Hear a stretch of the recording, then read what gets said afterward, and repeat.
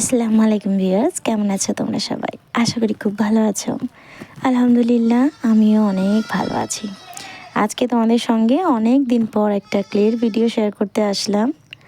আমি মাঝে মধ্যে কিছু শর্টস আপলোড করি, তবে লং ভিডিও অনেক দিন পরই দিচ্ছি। আজকে আমি কিন্তু একটা টেডি বানাচ্ছি। এই জন্য আমি এখানে অরেঞ্জ কালারের ক্লেটা ইউজ করেছি আর রেড কালারটা ইউজ করেছি। রেড কালারের ক্লে দিয়ে দুটো বল বানিয়ে, একটা বড় আর একটা ছোট। বড় বলটা আমি উপরের দিকে রাখবো আর ছোটটা নিচের দিকে। সরি, ভুল বলে ফেললাম। ছোট বলটা উপরের দিকে আর বড় বলটা নিচের দিকে। আর এইভাবে আমি নিয়েছি এখানে অরেঞ্জ কালার। এখানে আমি একটু সাদা কালার মাঝখানে দিয়ে কান বানিয়ে নিচ্ছি। তারপর অরেঞ্জ কালার দিয়ে আমি হাত আর পা বানিয়ে দিয়েছি।